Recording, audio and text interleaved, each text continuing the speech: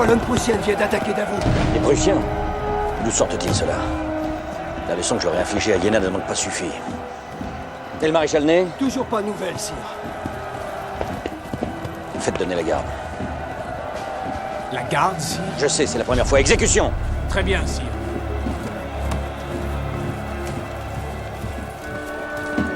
Charge à la baïonnette! En avant! Marche!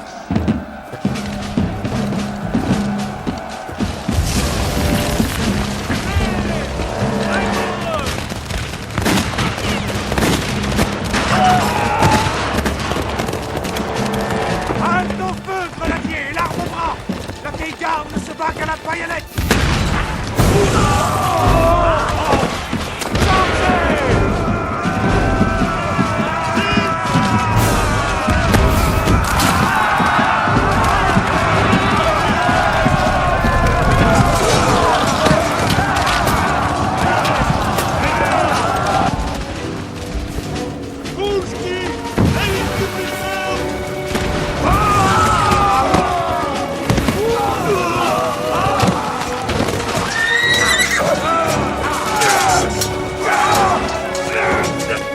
Si, le maréchal Ney et ses régiments sont au contact de l'ennemi.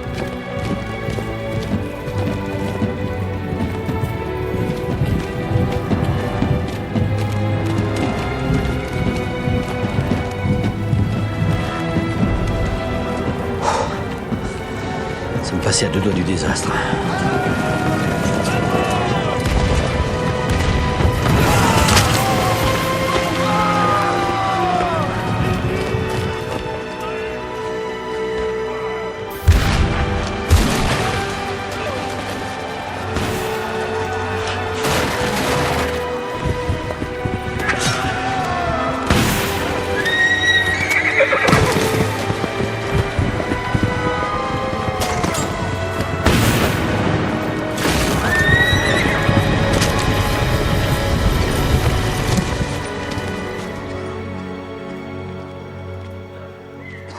Qu'est-ce qui peut bien griffonner?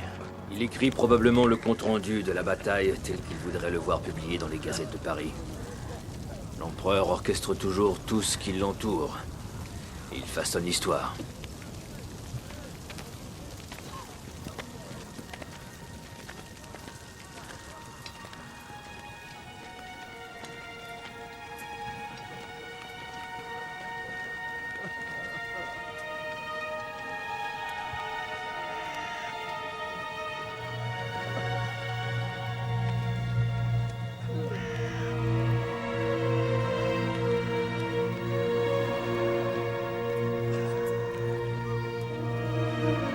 Souffres-tu déjà aussi fort que moi de notre éloignement, ma douce Marie? Ce mauvais village qui s'appelle Eylau est hanté par la foule immense des morts et des blessés.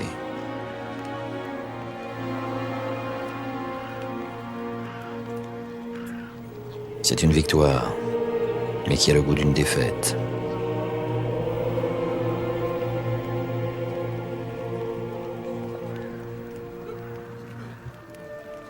C'est pourquoi, Marie, je viens me réfugier ce soir dans la pensée de toi. Tellement j'ai besoin de laisser s'exprimer un peu de tendresse. Dans cet univers de souffrance, d'épouvante et de mort. Ce mauvais village qui s'appelle Eylau est hanté par la foule immense des morts et des blessés. C'est une victoire, mais qui a le goût d'une défaite. C'est pourquoi, Marie, je viens me réfugier ce soir dans la pensée de toi. Tellement j'ai besoin de laisser s'exprimer un peu de tendresse dans cet univers de souffrance, d'épouvante et de mort.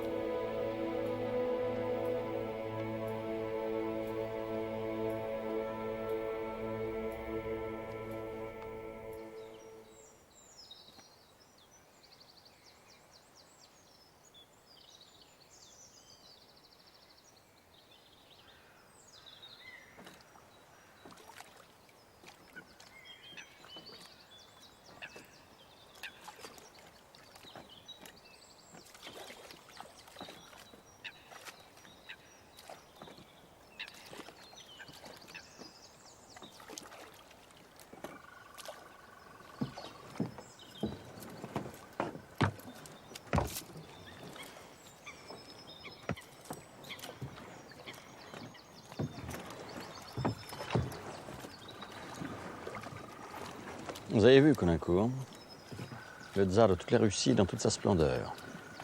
Éblouissant. Lorsqu'on est vaincu, sire, on a le choix entre deux solutions. Soit on se couvre soi-même de cendres ou de fanfreluches. Il a choisi les fanfreluches.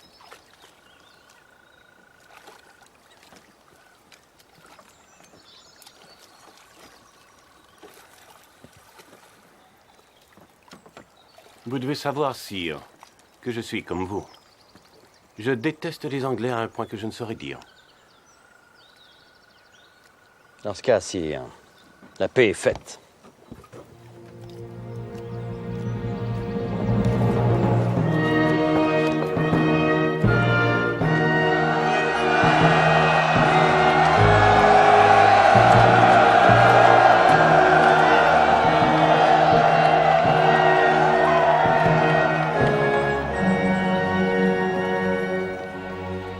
J'ai fait faire ce tableau juste pour vous. Je tiens à ce que vous gardiez un souvenir de cette entrevue durant laquelle, au milieu du Niémen, l'empereur des Français et le tsar de Russie se sont rencontrés pour s'offrir mutuellement la paix. Vous croyez vraiment que la France vous a offert la paix? Moi, je dirais plutôt qu'elle vous l'a imposée. Les Français ont un tel don pour la nuance. C'est beaucoup plus qu'une nuance, sire. Si vous n'aviez pas accepté mes conditions, vous savez fort bien que j'aurais fait voler en éclats l'empire de votre allié austro-hongrois. Et que j'aurais porté la désolation au cœur de votre propre empire. Vous vous faites plus méchant que vous ne l'êtes. Non, je ne suis pas méchant, je suis vainqueur. Enfin, tout ce qui compte à mes yeux, c'est que nous avons bâti ensemble une paix honorable et surtout durable. Ça durera aussi longtemps que vous respecterez notre engagement. Tout ce qui est à l'est de la Vistule est à vous, mais tout ce qui est à l'ouest est à moi. Il y a un seul problème. C'est que ce petit fleuve passe à travers la Pologne. Et que la Pologne ne saurait être française. Et comme il n'est pas question non plus qu'elle soit russe, je ne vois qu'une solution. Une Pologne autonome et souveraine, une Pologne polonaise. Une Pologne polonaise adossée au flanc de la Sainte-Russie, ce serait pour nous une menace permanente. La Pologne doit rester ce qu'elle est. Elle n'est rien, c'est un fantôme. Justement, je vous fais une proposition. Pas de résurrection de la Pologne, et je convaincrai les Anglais de cesser de monter l'Europe contre vous. Intéressant. Je ne supporte pas la manie des Anglais de faire la morale au monde entier. Si une nation a le droit de donner des leçons aux autres, c'est la France. Votre révolution a fait faire aux hommes un si grand pas vers la liberté. Si vous aimez tant la liberté, pourquoi la Russie pratique-t-elle encore le servage? Sire, vous ne prétendez pas tout réformer. Enfin, pas en une seule fois.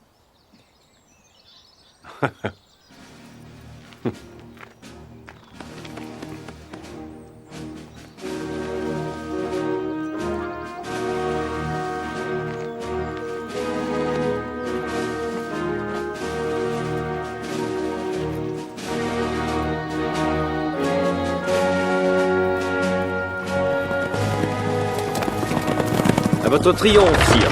Non seulement vous aviez vaincu les Russes, mais vous avez dompté leur tsar.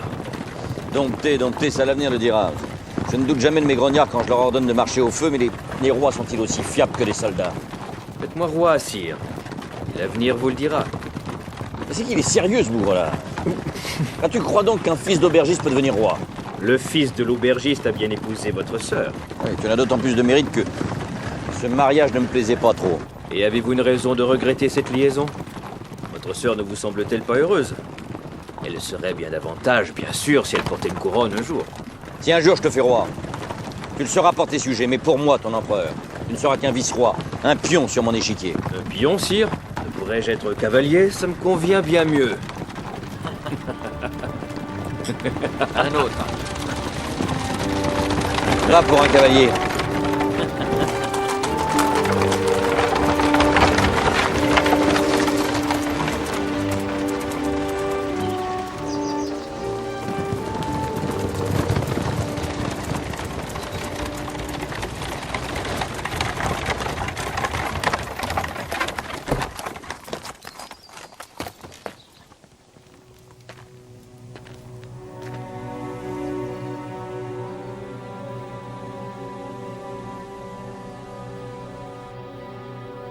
Ça a duré 3 jours et 3 nuits. Et au matin, c'était fini.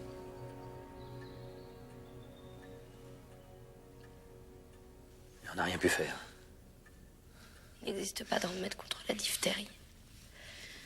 Le pauvre enfant est mort dans des souffrances et une angoisse abominable. J'aimais ton fils, Hortense. Autant qu'il savait être le mien. Ton cher Charles Napoléon était mon neveu, il était de mon sang, d'ailleurs. À ce titre, il m'aurait succédé. Ce n'est pas votre héritier qui est mort, c'est mon enfant. Alors de grâce, taisez-vous. Puisque vous prétendez m'aimer, oubliez votre règne et pleurez avec moi. Pleurer, lui. Il fréquente la mort depuis trop longtemps pour qu'elle puisse encore lui mouiller les yeux.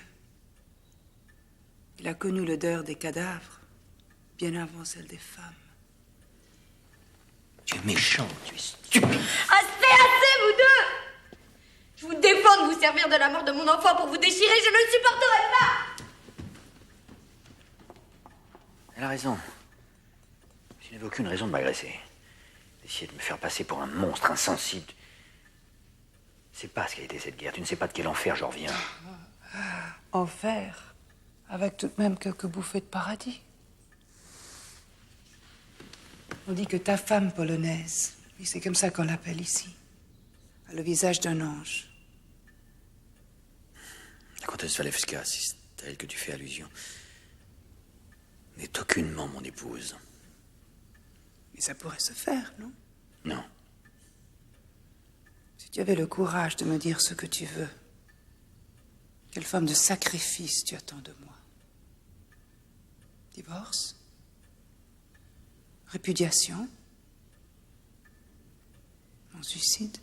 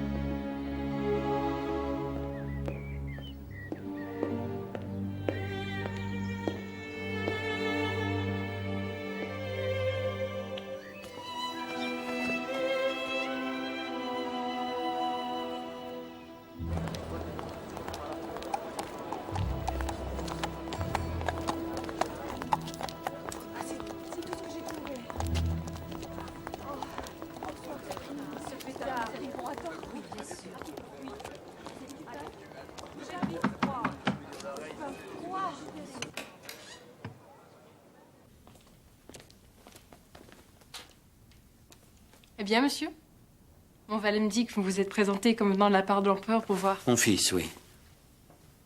Sire,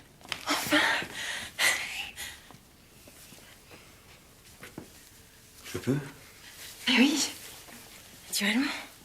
Oh, j'ai jamais eu un enfant aussi petit dans les bras. Hortense rechignait à me laisser le sien, elle avait peur que je le laisse tomber.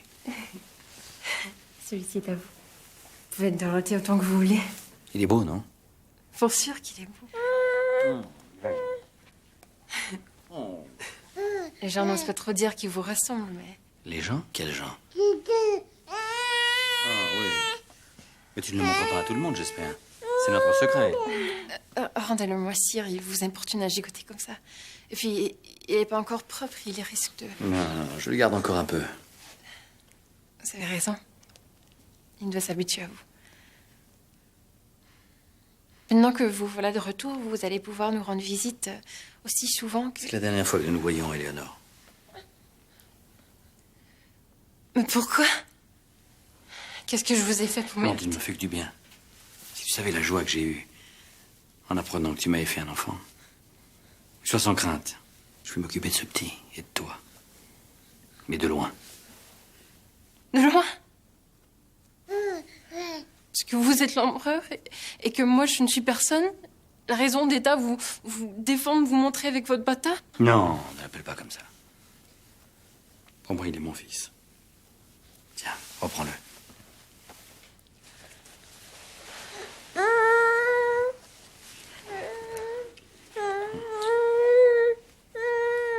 Pardonne-moi. Est-ce qu'il va vous manquer au moins?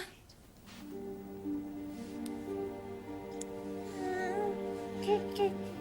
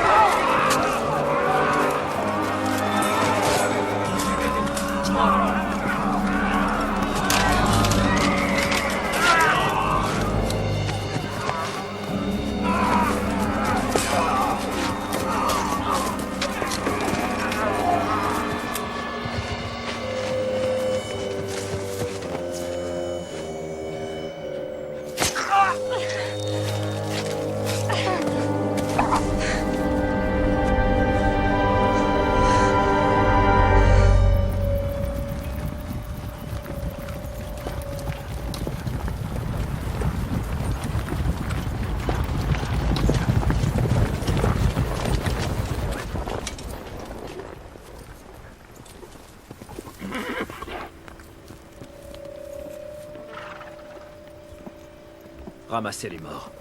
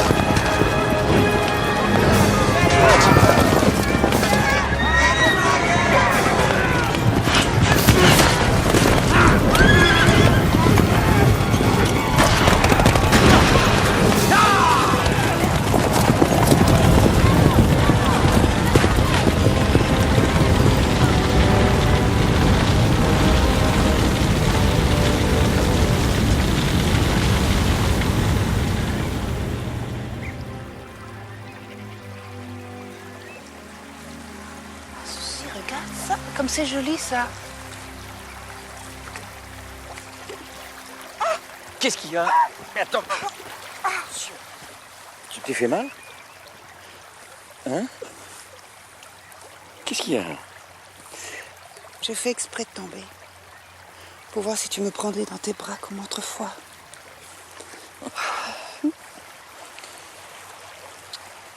Merci pour cette escapade, un amoureux. Ne te réjouis pas trop parce que les deux imbéciles d'Espagnols avec lesquels je vais te condamner à souper ce soir. Je m'attends pire. Paraît-il que le roi Charles IV est au crapaud et que son fils est en gros porc. Ça t'étonne, ce sont des Bourbons. Et le Bourbon-fils veut dévorer le Bourbon-père, c'est ça? C'est ça.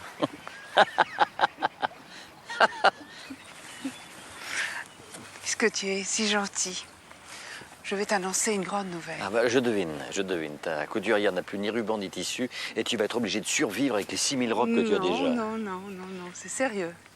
Ça concerne ta succession. Napoléon, tu vas avoir un héritier. Tu es enceinte? Mais non, pas moi. Hortense est enceinte. Elle est enceinte à nouveau.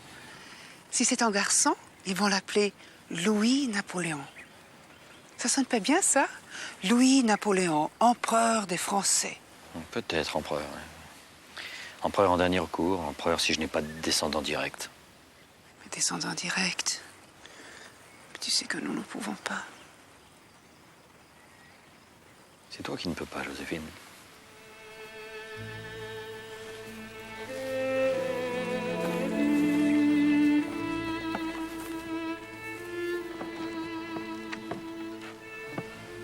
Tu trembles? Je vais te prendre froid.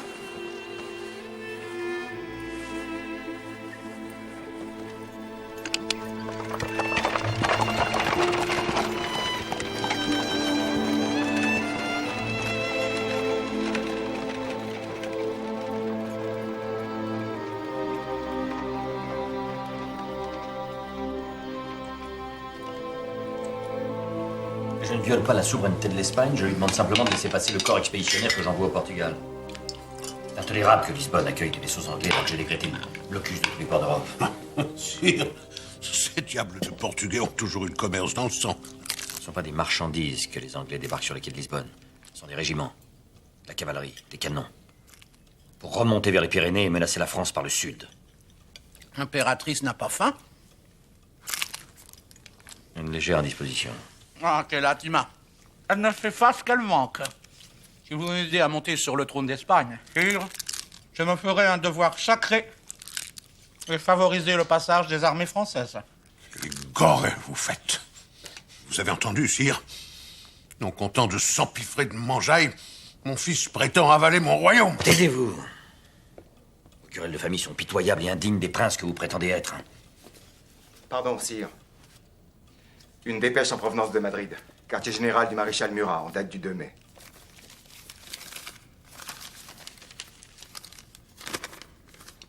Nos troupes stationnées à Madrid ont été prises à partie par des émeutiers. De nombreux grenadiers ont été lâchement égorgés. Murat a dû faire tirer à mitraille sur les enragés. Madrid est à feu et à sang. Il est le roi. Madrid est sa responsabilité. S'il s'agit d'insurgés, c'est forcément des hommes à lui. C'est faux. Des bandits qu'il a incités à se soulever pour me voler mon royaume. Des meurtriers qu'il a armés pour m'assassiner. Timur! Ce n'est pas votre sang qui coule, c'est celui de mes hommes, et ça, je ne le permets pas. Regardez-moi bien tous les deux. J'ai pris ma décision. Roi Charles, vous avez jusqu'à demain pour signer votre abdication. Vous n'avez jamais été qu'un fantoche. C'est l'Inquisition, cette bande de moines fanatiques, qui n'a comme seule loi que celle des bûchers, qui détient le vrai pouvoir en Espagne. Je l'ai toujours dit. Vous n'êtes pas digne de régner. Votre père ne vaut pas grand-chose, prince Ferdinand, mais je vous soupçonne d'être encore pire que lui. Jamais je ne vous laisserai porter la couronne que je viens de lui confisquer. Dehors, tous les deux. Sortez! Hors de ma vue, immédiatement! Très bien. Ici, immédiatement. C'est de votre faute, tout est de votre faute. Ferdinand, vous devez le respect. Oui. En attendant, un jour, je serai le roi d'Espagne. Le jour de votre mort. C'est de votre faute. Non. Tu es sûr à propos de l'Espagne? Ce n'est pas une armée que nous sommes en train d'affronter. C'est tout un peuple. Hommes, femmes, vieillards, et même des enfants. Qu'ils aillent au diable. Il me faut quelqu'un pour le trône d'Espagne. J'y mettrai Joseph. Mais ton frère est déjà roi de Naples. Ben, je mettrai quelqu'un d'autre à Naples, voilà tout.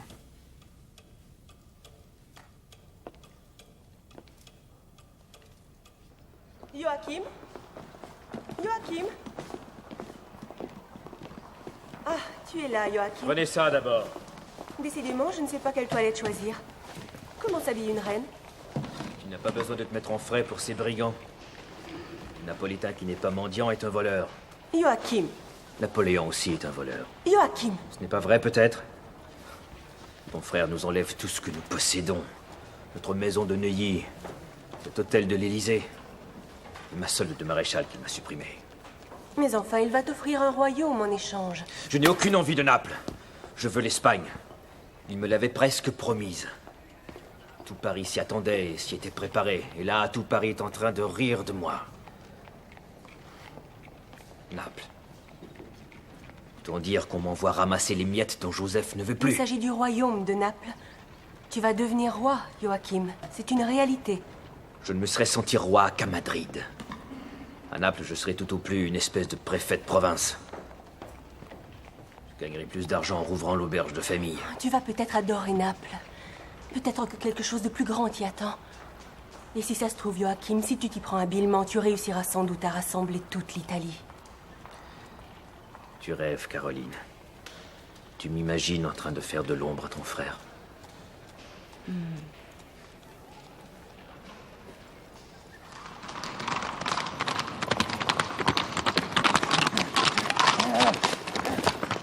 Laissez passer! Courrier de l'empereur!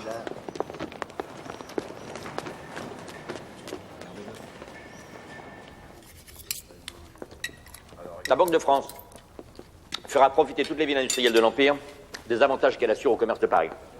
Puisqu'elle a voulu s'appeler Banque de France, qu'elle mérite son nom. Bien, sire. Ah voilà. Ce verre conviendra très bien au petit salon. Vous y ferez broder des abeilles dorées, bien entendu. Hein. Ah, à nous, monsieur l'ingénieur. Vous voyez, c'est toujours au même endroit que ça casse. Les hommes défient la mort pour avoir le droit de porter la Légion d'honneur sur leur poitrine. On leur doit autre chose que de la camelote. Faites-moi un ou deux modèles et soumettez-les-moi. Prenez une lettre pour Jean-Jacques Racco de Reuilly. Je le nomme préfet de l'Arnaud. Et faites-lui savoir. Laissez-nous seuls, messieurs. Mille pardons, sire, mais il y a un messager d'Espagne qui vient juste d'arriver. C'est une dépêche confidentielle. Si elle est confidentielle, je suis sûr que vous n'avez rien eu de plus pressé que d'en prendre connaissance. Eh bien, sire, elle semblait vraiment urgente, alors Non, mais je ne vous fais aucun reproche. Hein. Vous avez ouvert cette dépêche avant moi, c'est parfait. Vous m'avez fait gagner du temps. Ce dont je manque le plus. Alors, qu'est-ce qu'elle dit, votre dépêche? Terrible nouvelle, sire. Madrid est tombé. Le général Dupont s'est rendu aux rebelles, avec 20 000 hommes et tous ses canons et ses drapeaux. Poltron, traître! Il n'a donc aucun honneur, cet homme-là? Et mon frère? Eh bien, sire, le roi Joseph, eh bien, il... Quoi? Il aurait quoi?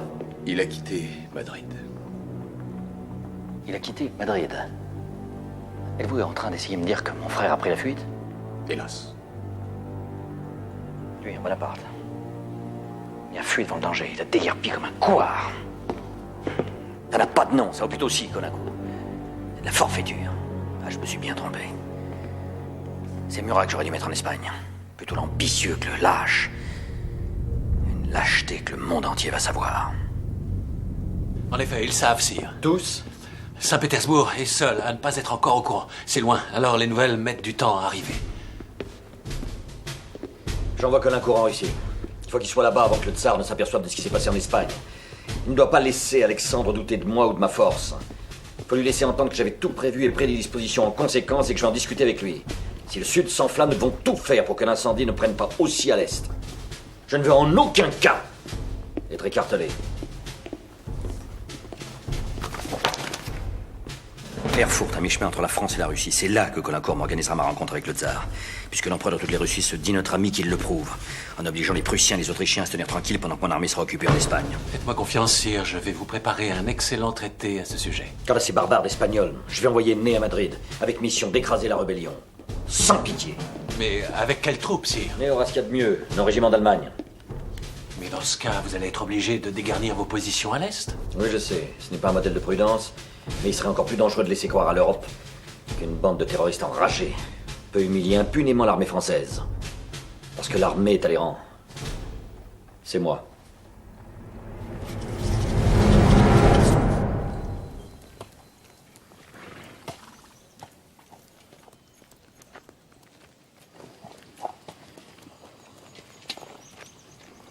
J'ai pas confiance en ce Talleyrand. Eh bien quoi, il dort? Il dort, mais avec lui, on sait jamais si c'est pas du pipeau. Parce qu'il est sûr, c'est qu'il a eu une longue conversation avec le prince von Metternich. Et alors, il est ministre des Relations extérieures. Il est normal qu'il s'entretienne avec l'ambassadeur d'Autriche. J'ai pu surprendre ce que lui disait Metternich, sire. Je l'ai noté là, pour ne pas l'oublier. Voilà, je suppose que vous serez dans l'entrevue d'Erfurt. Bien des gens pensent qu'il n'y a plus en France que vous de raisonnable. Alors, cher Talleyrand, ne les décevez pas. Vraiment. C'est vrai que c'est une petite phrase. C'est limpide. Si Talleyrand choisit de ne pas décevoir le tsar, alors c'est vous qu'il devra décevoir. Ce qui importe, c'est ce qu'a répondu Talleyrand. Rien, justement. Il s'est contenté de sourire. Vous savez, ce petit sourire énigmatique. Enfin. Quelle joie de le revoir.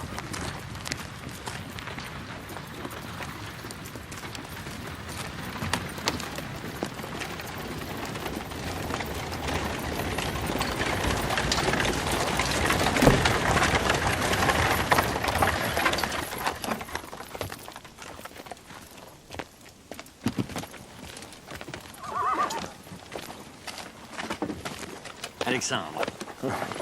Ah, vous avez belle allure. Très cher ami, puis-je vous présenter Monsieur de Talleyrand? Votre serviteur. Je le connais bien, sire, et je suis persuadé que son sens de la mesure et la finesse de ses analyses nous aideront dans nos négociations.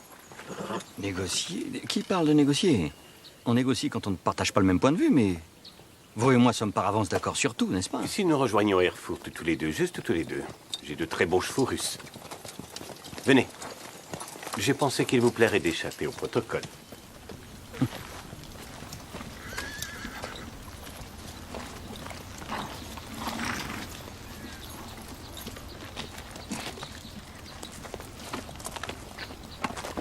Eh bien, Marquis, de quelle façon cette mission s'est-elle déroulée? Vous avez préparé le terrain avec succès, du moins je l'espère. Eh bien, j'ai plutôt préparé des balles, des concerts, des banquets, des grandes parties de chasse, des feux d'artifice somptueux. L'empereur veut conquérir le tsar par le spectacle de sa puissance. Sa Majesté dit qu'il n'y a rien de tel pour qu'une négociation soit bonne, principalement avec un être aussi civilisé qu'Alexandre. Oui, c'est vrai que le souverain de la Russie apparaît comme un homme civilisé, mais son peuple, non. En France, bien sûr, c'est exactement le contraire.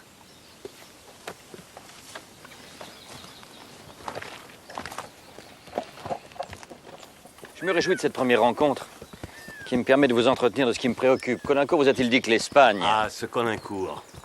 Quel ambassadeur vous avez là, mon cher. Et aussi cet excellent monsieur de Talleyrand. Comme vous avez eu raison de vous entourer de ces aristocrates français si raffinés. J'aime tout autant me retrouver au milieu de mes maréchaux et des centaines de milliers d'hommes de mon armée. On galope? Allez.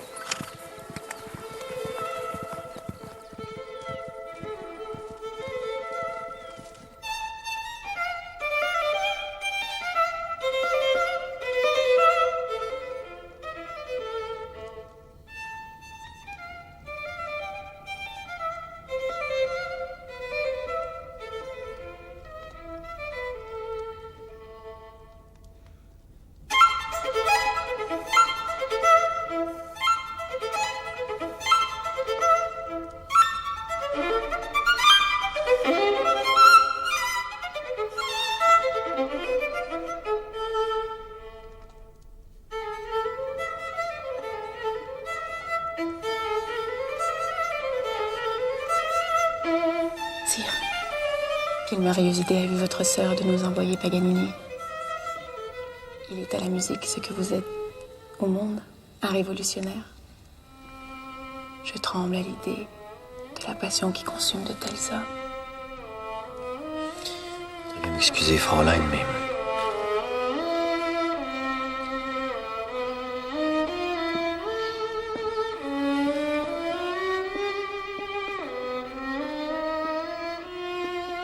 Est-ce qu'il serait allergique à la musique italienne? Il préfère la musique militaire.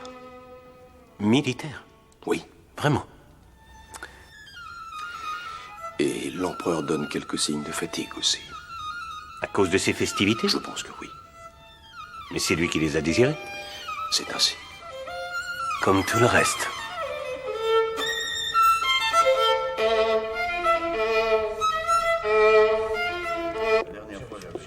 Debout! Laissez-nous. On nous promène, Talleyrand. Ça fait une semaine que nous sommes ici, on ne fait que s'amuser. Enfin, si on peut appeler s'amuser le fait d'entendre Paganini. Alexandre fuit toute allusion à la situation politique. C'est plus un tsar, une anguille. Enfin, ne voit-il pas que j'ai besoin de lui? Au contraire, c'est précisément pour cette raison qu'il se dérobe, sire. Oui. Je vais le ramener à la réalité, moi. Finita la commedia. Où en êtes-vous de la rédaction du projet de traité? Justement, je m'apprêtais à le donner à votre majesté.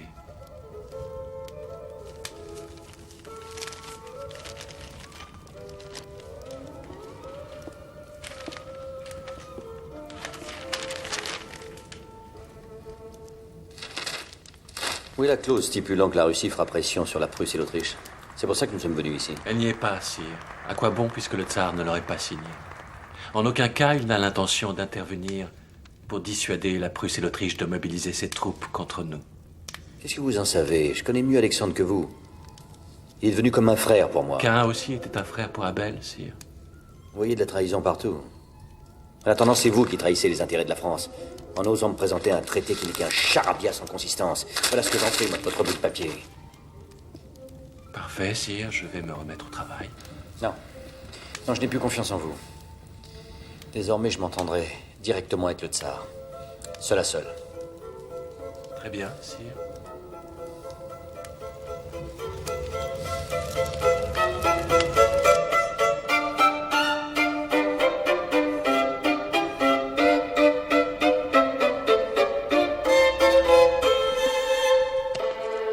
Je l'ai fait faire spécialement pour vous. Quelle magnifique arme, non? Splendide. Et s'il se confirme que les Autrichiens sont prêts à mobiliser 400 000 hommes, ce fusil ne suffira pas pour les arrêter. Mais il s'agit seulement de chasser le lièvre sur les pentes du Thuringebad. Le paysage aux alentours est à vous couper le souffle. Je propose que nous partions demain à l'aube. Non, Alexandre, non. Demain, je reprends la route de Paris. Mais avant de partir, je veux savoir... Savoir quoi? Si vous tiendrez la promesse que vous m'avez faite à Tilsit. Je suis un homme de parole. Je savais que vous étiez un ami. Je me souviens vous avoir proposé ma médiation par rapport à l'Angleterre, et je respecterai cet engagement. Oui, mais concernant la Prusse et l'Autriche... Je n'ai pas souvenir qu'il en ait été question. Pas le souvenir? Vous, le tsar de toutes les Russies, vous voulez me faire croire que vous avez oublié un engagement dont dépend l'avenir de l'Europe? Non, Alexandre. Pas moi. Pas ça. Eh bien, admettons que je m'en souvienne. Mais que, comme Monsieur de Talleyrand, j'en suis arrivé à la conclusion que l'équilibre des forces est le meilleur garant de la paix en Europe. Et qu'il y a donc tout intérêt à laisser l'Autriche se réarmer. Mais je me fiche de ce que pense Talleyrand. C'est un personnage déloyal et un misérable félon. Arrêtez de vous cacher derrière Talleyrand. Et répondez-moi, allez-vous, oui ou non, intervenir pour que ces enragés d'Autrichiens restent dans leur caserne et me laissent tranquillement finir mes affaires avec l'Espagne? Je suis ravi de voir que votre Majesté n'est pas fatigué comme Monsieur de Caulaincourt le prétendait hier. On ne gagne rien à faire une colère avec moi.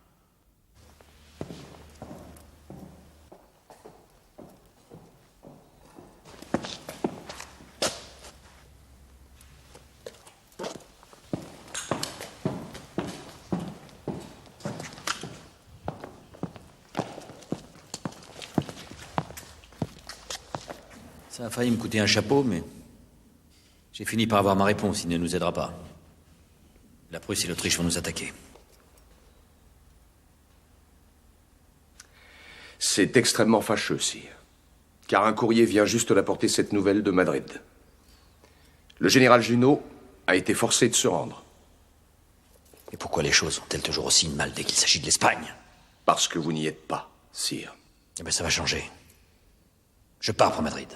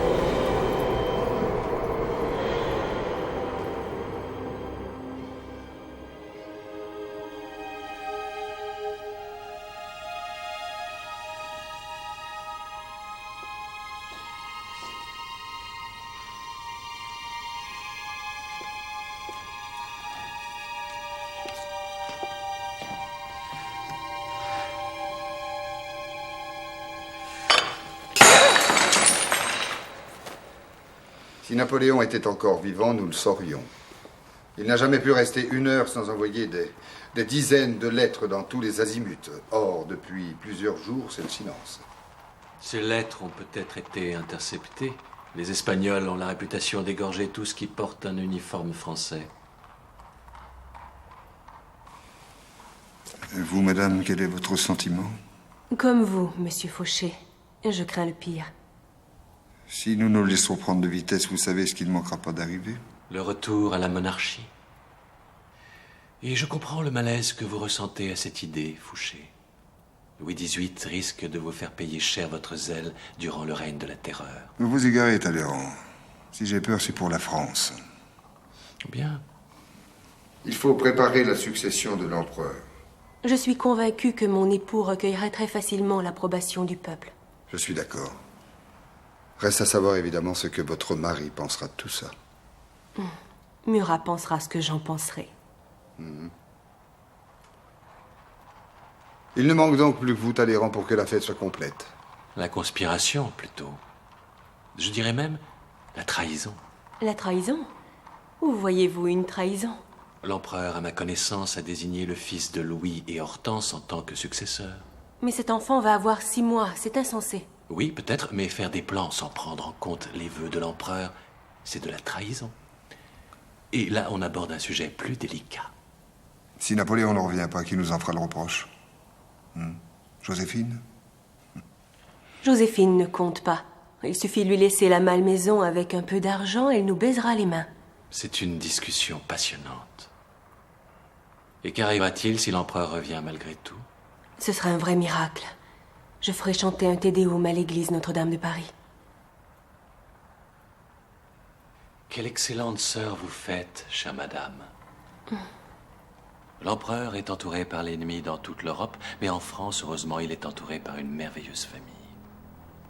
Si aimante et si unie.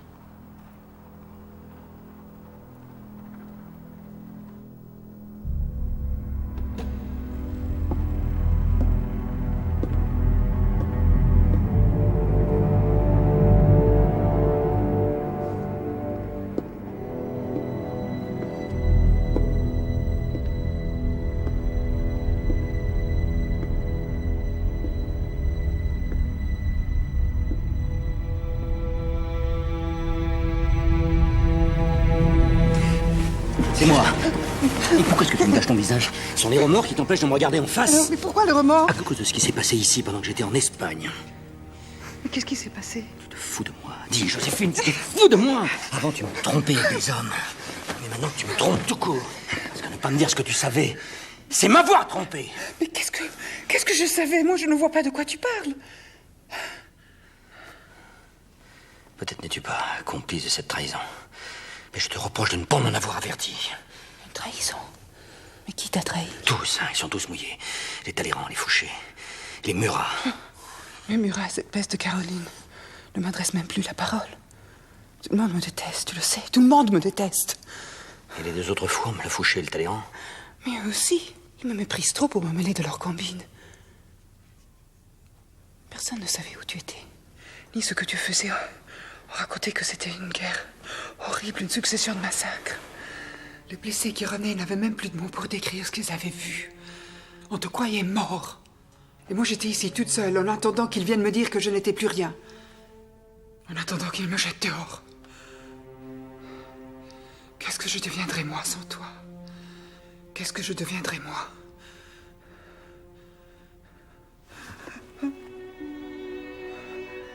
Pardon. Pardon. Pardon.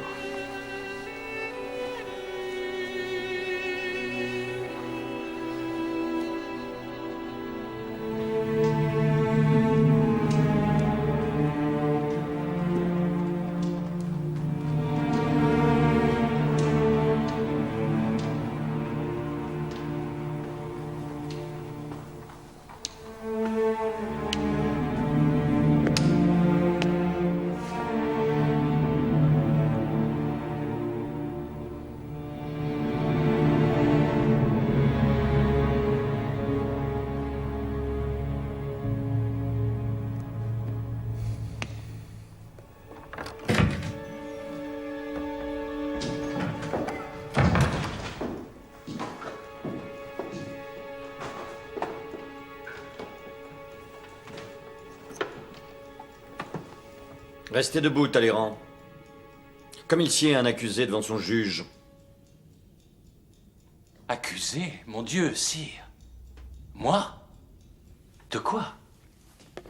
D'avoir trempé dans un coup d'État, sous le prétexte scandaleux que l'expédition d'Espagne était un désastre et que je n'avais aucune chance d'en ressortir vivant. En ce qui me concerne, sire, je n'ai jamais douté de vous revoir vivant. J'ai repris Burgos, Madrid. Et j'ai chassé les Anglais de la péninsule espagnole. Vous parlez peut-être un français plus châtié que moi, mais chez moi, on appelle ça une victoire. Elle est précaire, cette victoire, sire. La moitié de votre armée est encore en Espagne dans l'espoir de sauvegarder la paix, mais au moment où elle quittera... Il n'est pas question de rapatrier l'armée d'Espagne. C'est ce qui m'inquiète, hélas, précisément. Il y a une coalition qui se prépare à notre rencontre, et cela à l'heure même où nous parlons. Elle a lieu avec l'Autriche, peut-être la Russie aussi. En votre faute. C'est vous qui avez emmené mes rapports avec Vienne, le tsar, et avec tous les autres. Et c'est vous qui m'avez poussé à intervenir en Espagne. Je vous ai conseillé l'action, sire, pas l'obstination. En somme, c'est vous qui visez juste et c'est moi qui tire de travers. Je n'ai jamais dit que vous aviez tort. Mal guidé, peut-être. Quel a été le prix de votre trahison? On vous a payé cher. Vous avez donc décidé de porter atteinte à mon honneur. L'honneur? Vous n'en avez pas d'honneur. Vous êtes une canaille. Sire, quand un point de vue est aussi exagéré, il finit par devenir insignifiant. C'est vous qui allez le devenir insignifiant sur l'heure. Je vous retire votre charge de grand chambellan et les 40 000 francs qui vont avec. Très bien. J'ajoute que c'est complètement injuste, mais je veux me soumettre au bon vouloir de Sa Majesté. Et je continuerai avec dévouement et fidélité à servir votre Majesté. Et cela ne finira qu'à ma mort.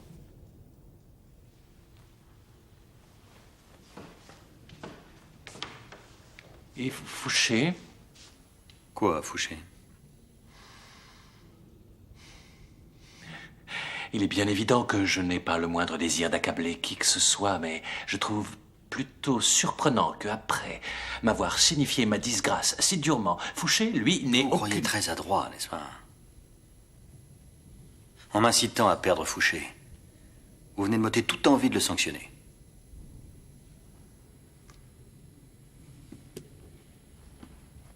Talleyrand. De la merde. Vous êtes de la merde dans un bas de soie.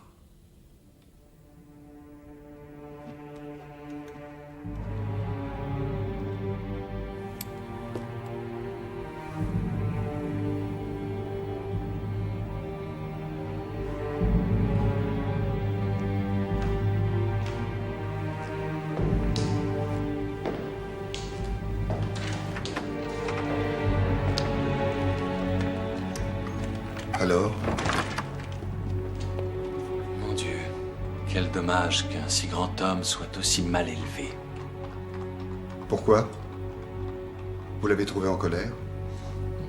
Fort heureusement, j'ai pu trouver les mots qu'il fallait pour vous sauver. Mais non, vous n'avez aucune raison de me remercier. Vous savez que vous pouvez compter sur moi.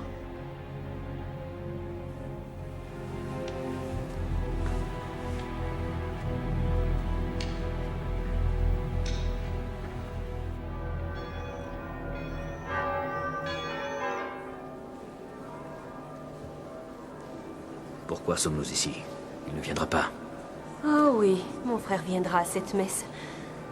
Remercier le Seigneur pour ses bontés est un excellent moyen de persuader le peuple que la campagne d'Espagne n'est pas un si grand désastre.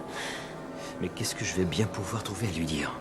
Tu ne dis rien, mais tu souris. Tu es irrésistible lorsque tu souris.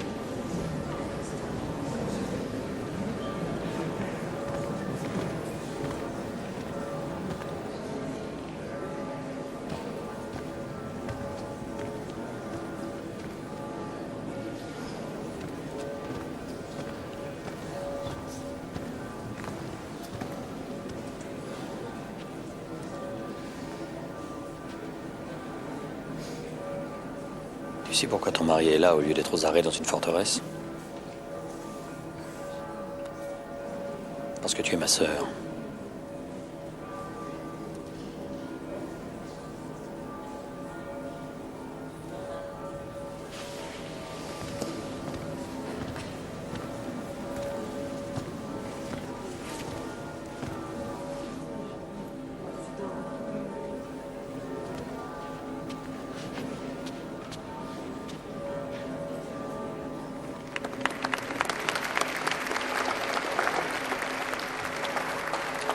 Quel triomphe!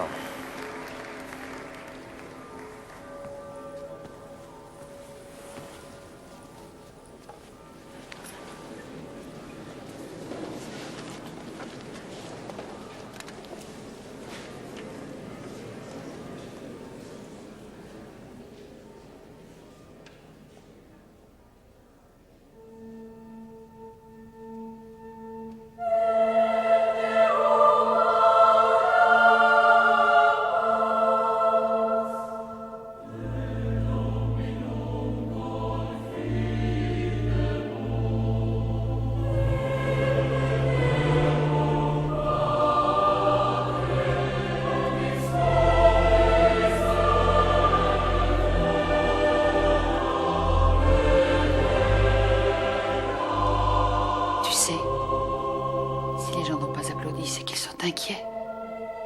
À qui la faute? Jusqu'au sein de ma propre famille, il y a eu des défaitistes. Et peut-être même pire.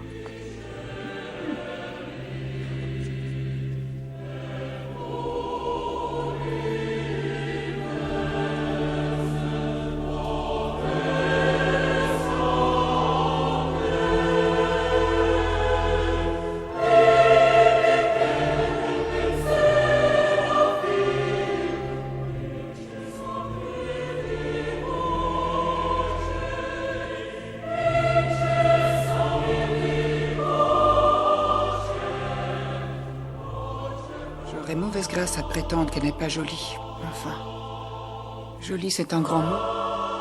Attrayante, peut-être. Bien qu'un peu rustique.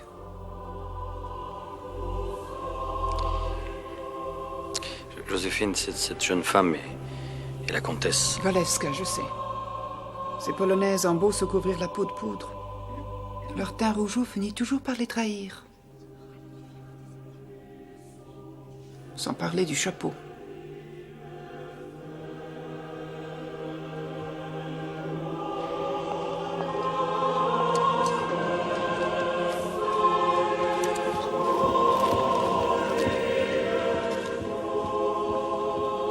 Si, du maréchal Berthier.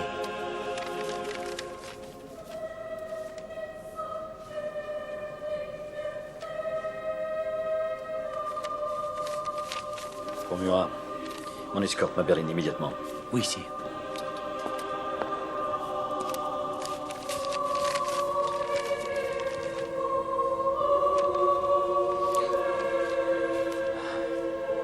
Les Autrichiens ont franchi l'Inn. C'est la guerre.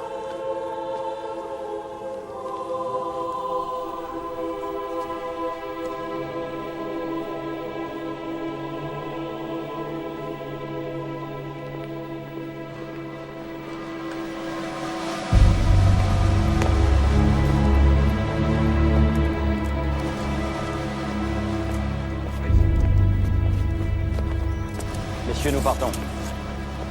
Entendu. Sire. Sire, je vous ai vu sortir. J'ai couru, j'ai pensé... On peut prendre ma voiture, aller chez moi. Ce sera plus discret. Trop tard, mon ange. J'entre en guerre. Je ne l'ai pas voulu, mais il faut bien que je me défende. Je quitte Paris avant l'aube. Mais il n'est que 6 heures. Ça nous laisse un peu de temps. Quand vous ne voudrez plus de moi, vous n'aurez qu'à me rappeler que vous avez 1000 choses à faire. 10 000 lettres à dicter. Il y a 1 million de soucis dans la tête. Mais il est vrai qu'il n'y a qu'une seule Marie. Vous ne m'avez pas vu.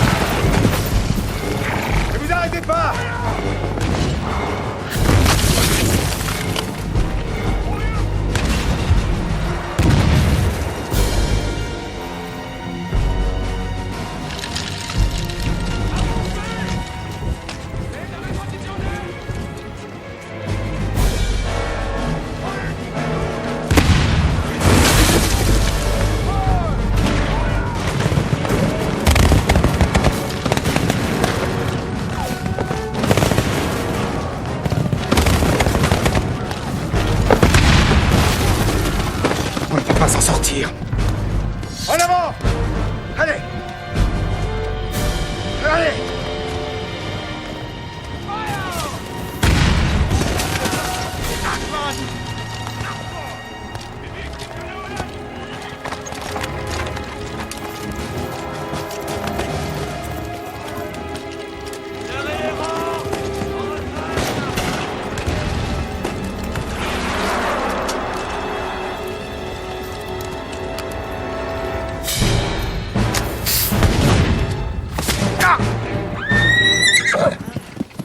Non, c'est rien, c'est rien.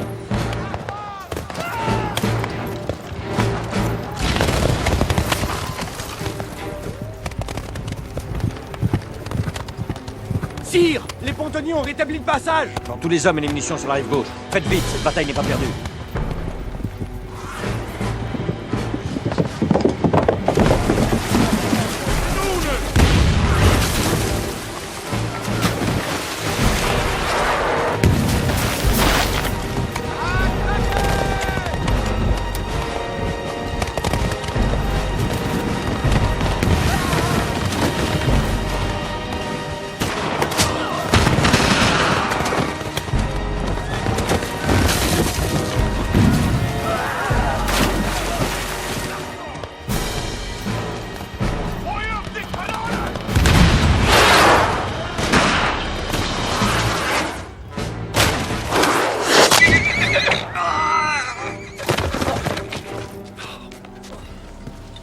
Retirez-vous, sire. Si vous restez là, vos grenadiers cesseront de combattre. On retrouvera l'ennemi à Wagram. Il y a une bonne et brave plaine, Wagram. On retraversera le Danube. Je suis sûr que Wagram sera le nom de la victoire.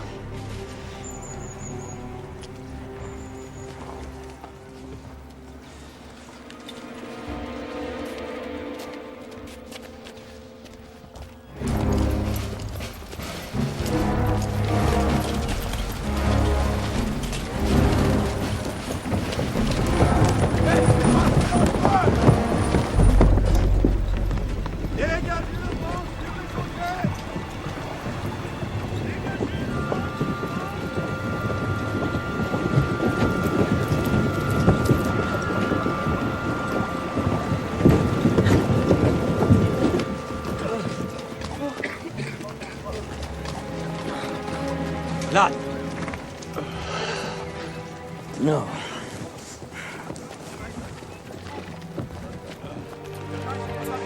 Lan, c'est moi. Tu me vois? Tu me reconnais? Veuillez vous pousser, sire. Il faut l'amputer. L'amputer, lui? C'est le maréchal Lannes. C'est bien parce que c'est Lannes que je vais lui couper la jambe. Si c'était un simple soldat, je me contenterais de l'achever d'une balle dans la tête.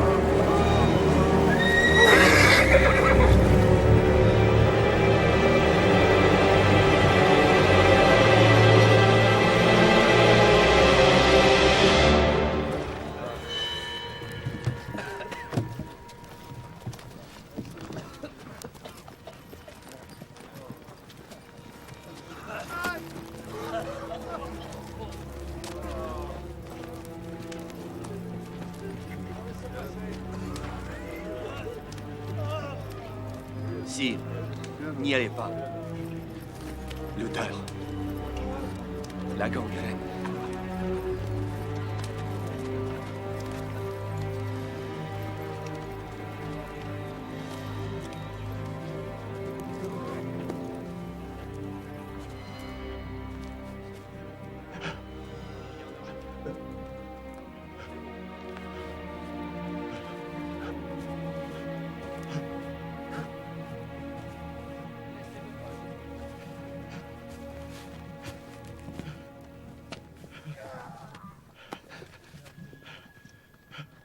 C'est toi. J'espérais bien que tu allais venir me voir. J'attendais que tu sois là pour m'en aller. T'en aller? Crois-tu pouvoir aller sans tes jambes, pauvre idiot? En enfer.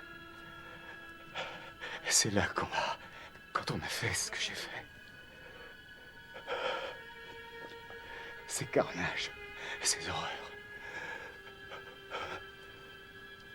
Toi aussi, tu vas savoir ce qu'est l'enfer. Quand tu te retrouveras tout seul, après avoir fait tuer tous tes amis. Et s'ils se font pas tuer, ils t'abandonneront. Ils n'en peuvent plus. Personne n'ose te le dire. Mais moi, si. Parce que même si c'est à cause de toi que je suis là, en train de crever, ça ne m'empêche pas de t'aimer. Alors, arrête cette guerre. Arrête cette folie.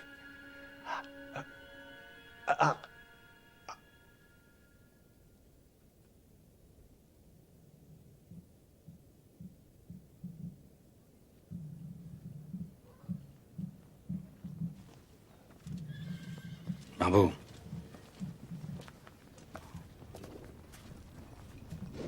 Qu'on embaume le corps du maréchal Lannes. Et qu'une berline escortée par un peloton d'honneur, qui chevauchera sabre au clair tout le long du voyage, ramène sa dépouille à Paris.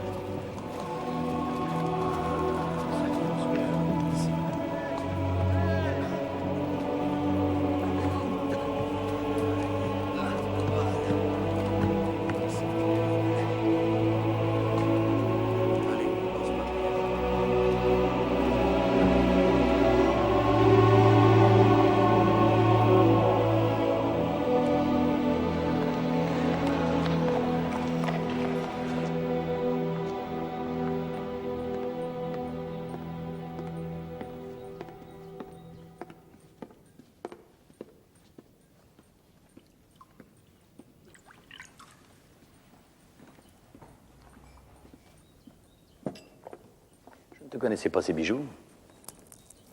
Dis plutôt que tu les reconnais pas. Je les portais au début de notre mariage. C'est pas si vieux pourtant, 13 ans. À cette époque, je ne regardais que tes yeux. Et maintenant? Maintenant, je crains d'être obligé de regarder l'avenir. Ce qui veut dire? Je sors d'une bataille qui m'a fait mesurer l'immense péril de ne pouvoir jeter dans le combat que la moitié de mes forces. Wagram est une victoire. Et j'ai failli tout perdre à Essling. La guerre peut reprendre à l'Est demain. Et qu'arrivera-t-il avec la moitié de mon armée bloquée en Espagne?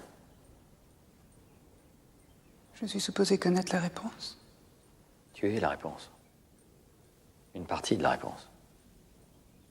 J'ai besoin d'une longue période de paix à l'Est. Et la seule chance d'avoir cette paix, c'est un contrat de mariage entre la France et l'Autriche.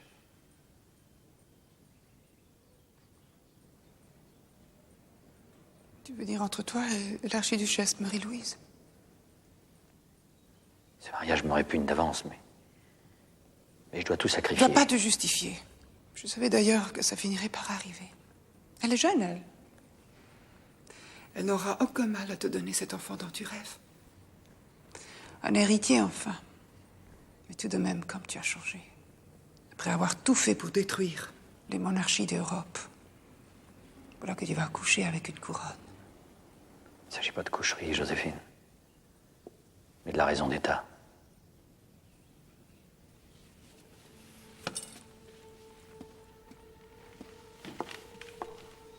Pleurniche pas. C'est indigne de toi. C'est indigne de nous. Je ne pleurniche pas. C'est les petites filles qui pleurnichent. Moi, ça fait longtemps que je ne suis plus une petite fille. D'ailleurs, c'est pour ça que tu me rejettes. Parce que je suis une vieille femme. Tu ne m'aimes plus, Napoléon, la voilà la vérité. La seule vérité. Tu ne m'aimes plus.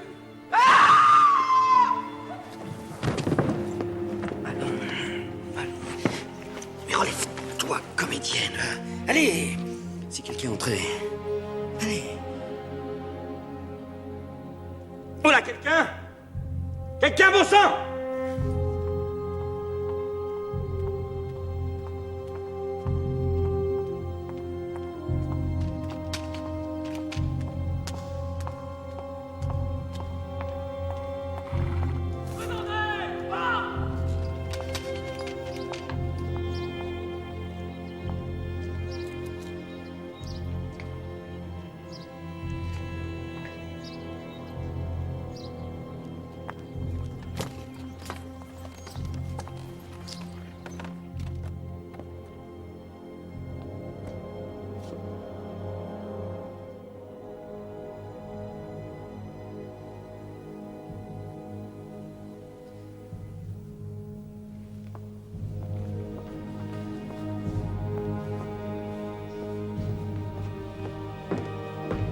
Sire, son Excellence le Prince de Metternich, ambassadeur d'Autriche, demande à être reçu.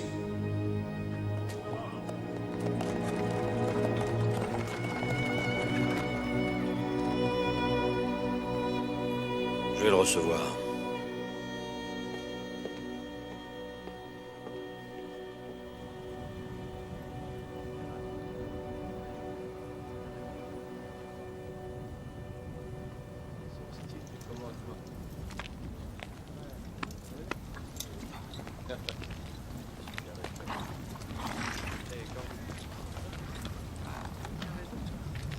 C'est quoi, ça?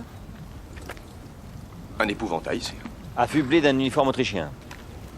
Si Marie-Louise voit ça, c'est l'incident diplomatique à coup sûr. Il y a eu assez de mal comme ça à convaincre l'empereur François qu'on était prêt à adorer son autrichienne de fille, 15 ans à peine après avoir guillotiné Marie-Antoinette.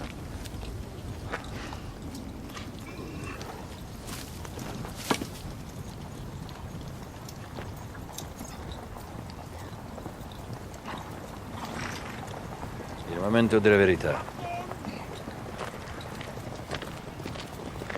En effet.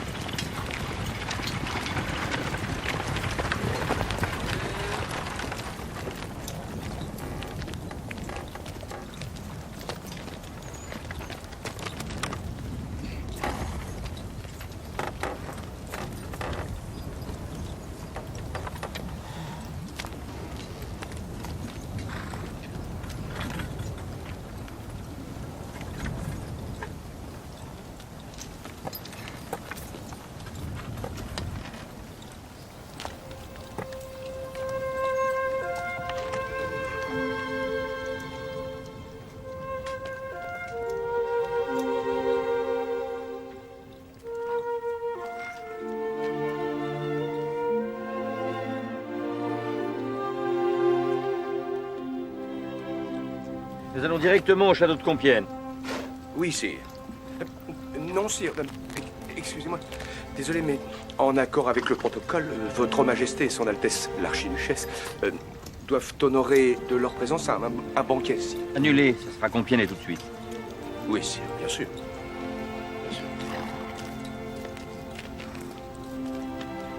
Le salon des fleurs est signé Redouté et Dubois.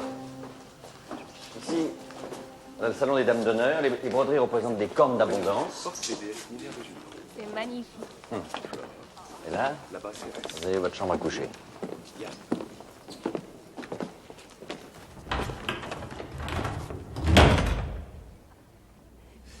Leurs Majestés ont grand besoin de se reposer. Je tiens à avertir Votre Majesté, c'est non. Non? Comment ça, non? Non, pas avant d'être votre femme. Et vous êtes ma femme, je vous ai épousée par procuration. Notre mariage n'a pas de valeur pour moi tant qu'il n'a pas été béni par Dieu. À la cour? Oui, sire. Il me faut un homme de Dieu. Un homme de Dieu. Sire, vous? Et pourquoi faire? Vous pouvez me trouver ça, oui ou non? Eh bien oui, bien sûr, oui, oui. Moi, justement, je viens de croiser un vieux cardinal, à l'instant. Un cardinal, ça va adorer ça. On nous envoie un cardinal. Oui, j'ai entendu. Dans ce cas, patientons jusqu'à l'arrivée de son éminence. Oui, ça ne sera pas trop long. Colincourt est très efficace, comme tous ceux qui me servent, d'ailleurs. Vous savez, la plupart d'entre eux n'étaient presque rien avant de passer sous mes ordres. Je vais avoir une sorte de don pour aider les gens à s'élever. Bien. En ce qui me concerne, je pars déjà d'assez haut, il me semble, non? Croyez-vous réussir à m'élever plus haut encore, sire? Oui. Jusqu'au bonheur. Ich liebe dich. Non. No. Ich liebe dich. Ich liebe dich.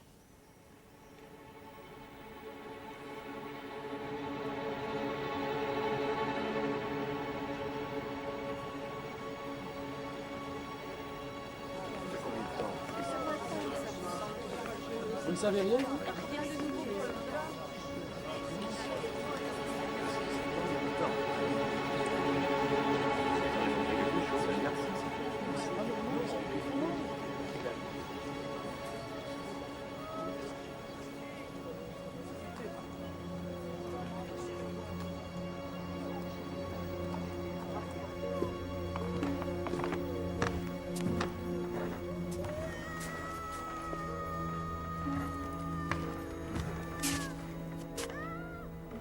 Poussez, Majesté.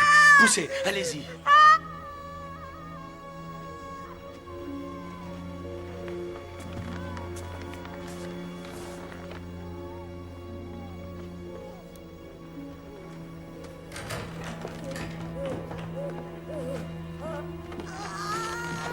Non, pas maintenant, pas maintenant.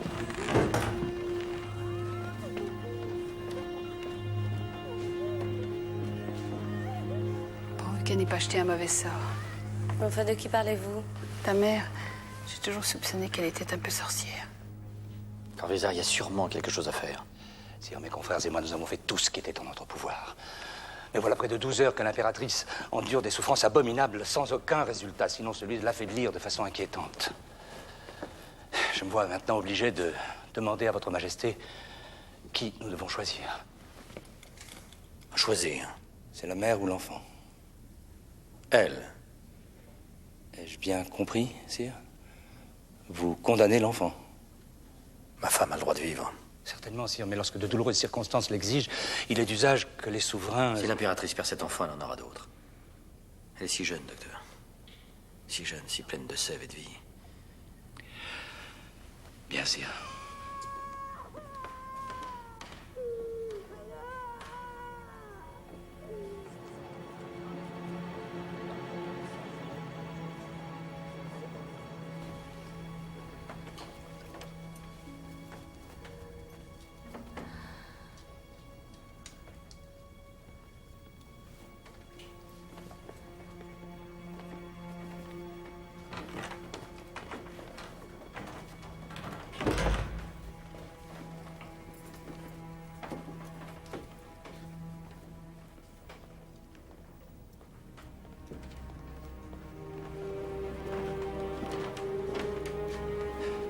C'était un garçon.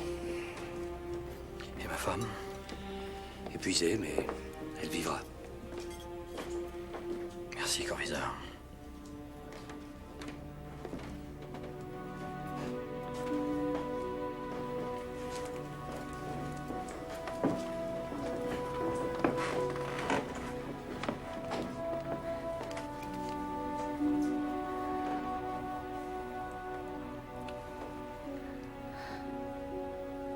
Ça va aller maintenant.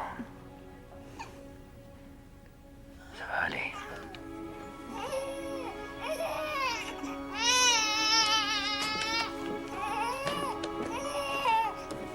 Il est vivant. Délège, vite. Vite, sire.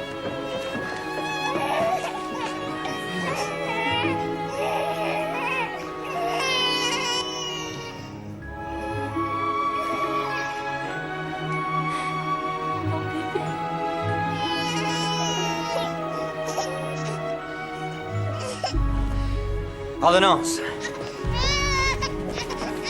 Le canon, monsieur. 101 coups de canon. Pour saluer la naissance de mon fils. À vos ordres, sire.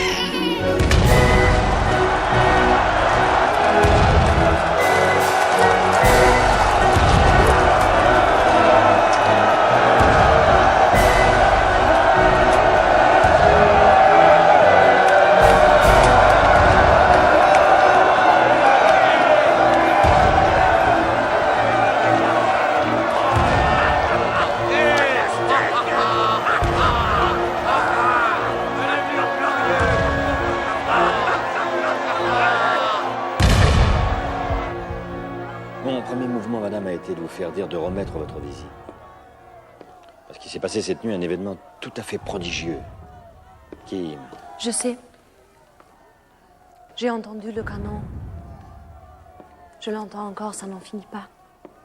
101 coups. Un fils, vous vous rendez compte? En voici un autre qui est aussi à vous.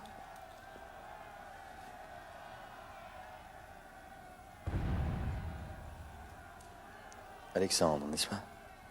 Vous l'avez écrit. Un charmant enfant. Si blond, si... Si boulonné. Mais peu importe, sire. Ce n'est pas la mère qui vient vous supplier. C'est la patriote, comtesse Walewska, au nom de tout son peuple. Il faut que tu m'écoutes, Napoléon. Même si tu as ce matin le cœur ailleurs. Le tsar russe a massé plus de 300 000 hommes à la frontière du Grand-Duché de Varsovie, dont je te rappelle que tu as au nom de la France garanti l'intégrité. Je sais, je sais. J'ai des ministres pour me tenir informé. En ce cas, tu as dû décider de la réponse que tu allais donner à cette provocation. Provocation. Provocation, est-ce vraiment le mot qui convient? Non. Tu as raison, menace serait plus juste. Menace imminente. Et pour nous, Polonais, menace mortelle. Tiens, pour toi. Pour la naissance de ton fils. Mais tu ne regardes pas ce que je t'offre.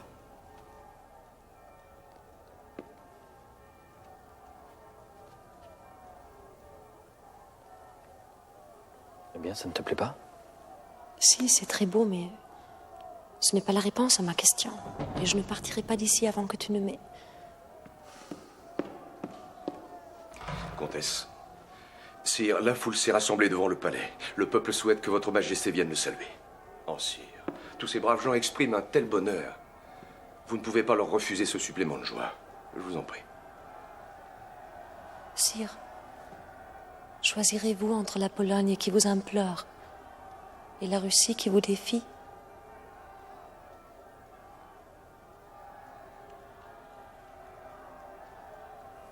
Je vous ferai connaître ma décision.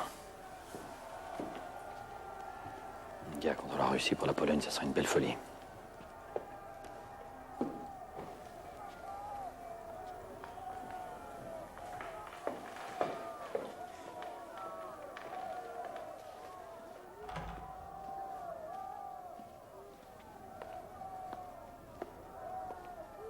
Je crains que vous ayez mal choisi votre jour, madame. Il ne nous laissera pas devenir russes. Madame, cette nuit a changé notre empereur. Désormais, c'est un autre homme. Je le connais, cet homme. Il nous aidera.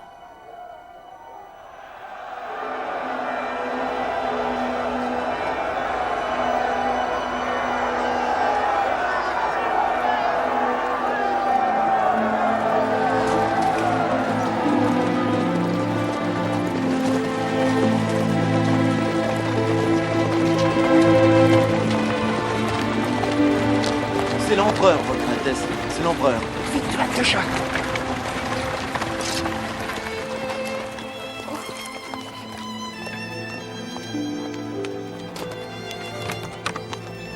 Tu aurais pu prévenir. Non, non, non, ne m'embrasse pas.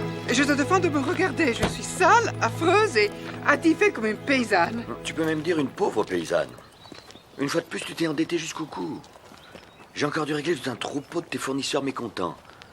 Mais je t'ai pourtant accordé une rente de 5 millions de francs par an. Qu'est-ce que tu fais de tout cet argent, Joséphine? Je le dépense. Et puis quoi? Ce n'est plus le tien. Oui, mais c'est toujours celui de l'État. Mais depuis le temps que tu me remets à flot quand je suis sur le point de couler, tu devrais avoir l'habitude. Mais ce n'est pas ça qui te donne cet air si grave que tu as aujourd'hui. De quoi es-tu vraiment venu me parler? De la guerre. Elle semble inévitable. Le tsar fait peser une menace intolérable sur la Pologne. Oh, notre chère Palevska est donc arrivée à ses fins. À défaut de t'avoir pour mari, elle t'aura pour champion. Non. Non, c'est pas assez d'une femme pour me précipiter dans une guerre qui risque d'être la plus terrible que le monde ait jamais connue. Non, si j'attaque la Russie, c'est pas seulement pour la Pologne. Mais c'est aussi parce que les ports russes accueillent toujours à bras ouverts les navires britanniques. Et que j'avais obtenu que plus aucun pays d'Europe ne commerce avec l'Angleterre. L'Angleterre, la Pologne, la Russie. Tu me donnes le vertige. Je suis tellement loin de toutes ces affaires-là maintenant. Mais qui suis-je pour que tu me demandes mon avis? Tu es une femme intelligente, intuitive et clairvoyante. Tu le penses vraiment? Mais sinon, je serais avec mes maréchaux, pas ici avec toi. Laisse-toi tenter avec du chocolat. Moi, je ne trouve pas que tu es tellement grossi. Écoute-moi. Écoute ta vieille amie. Ne va pas en Russie. Tu es au sommet de ta gloire. Du Portugal à la Pologne, presque toute l'Europe t'appartient. Tu gouvernes le destin de plus de 60 millions de personnes. Tu as une femme que tu aimes et qui t'a donné cet héritier que tu désirais tant. Justement, si je lui léguais davantage encore, si en prenant ma succession, mon fils devenait empereur d'Europe. Bonaparte, mais sois raisonnable. On trouve plus de bonheur à faire grandir un enfant qu'un empire. Ne vais pas en Russie. J'ai fait des rêves à ton sujet, des mauvais rêves. Je suis créole, ne l'oublie pas. Et chez nous, dans les îles, on croit à ce genre de présage.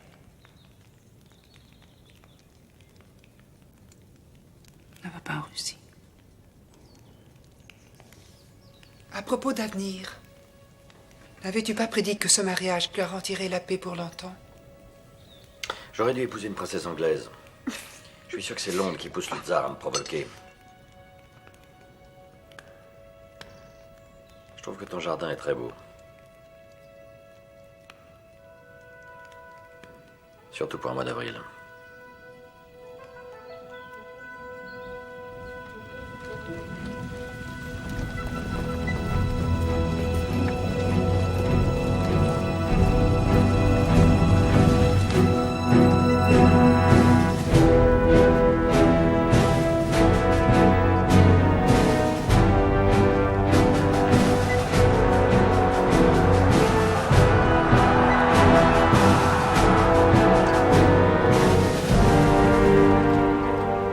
C'est lugubre. Rien ne bouge. C'est étrange. On dirait qu'il n'y a personne pour défendre Moscou. Le tsar nous a abandonné la ville, on dirait. Quel manque de courage. Non, Alexandre est un fourbe. Pas un lâche. Ça ne présage rien de bon. Messieurs, nous y allons.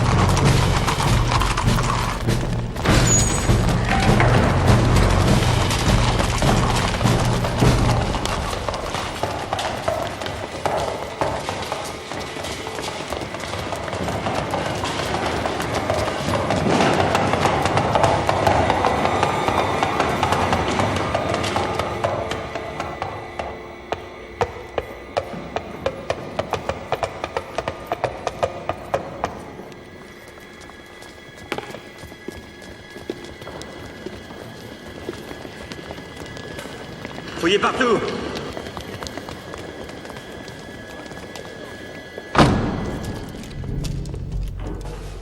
Je dirais qu'il n'y a pas longtemps qu'ils sont partis. Et si c'était un piège? Tu as raison d'être méfiant, Murat. Mais les Russes sont des guerriers, pas des assassins qui s'embusquent dans l'ombre pour planter un couteau dans le dos. Plutôt curieux comme guerriers.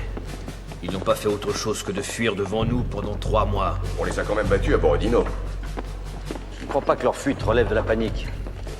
Je crois plutôt à un recul pour des raisons tactiques. Une tactique qui ne les mènera nulle part, si ce n'est à nous abandonner, leur ville sans résistance, les unes après les autres.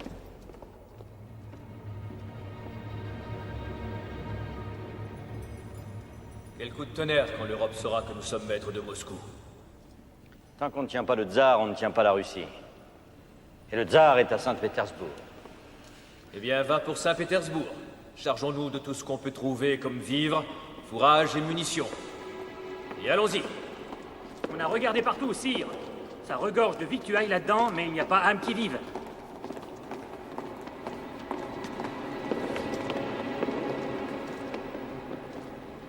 Bien, messieurs, il fait bien froid dans le Kremlin. Voyez si vous ne pouvez pas trouver quelque chose pour réchauffer un peu ce désert.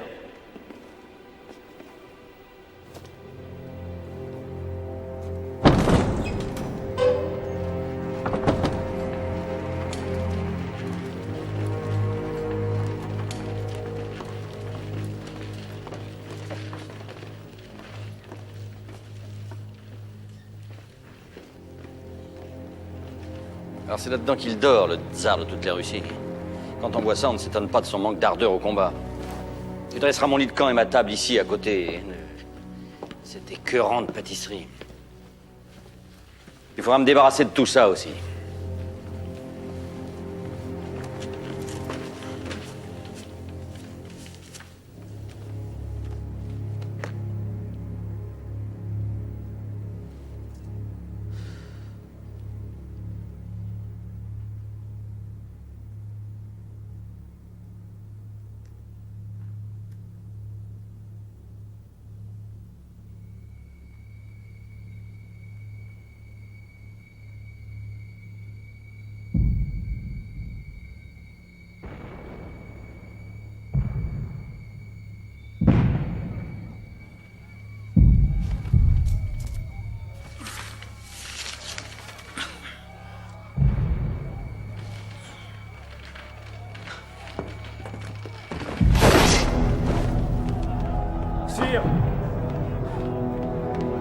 Sire, tous les bâtiments qui sont importants ont été truffés de chiffons, de mèches, de brûlots, gorgés de soufre et de goudron.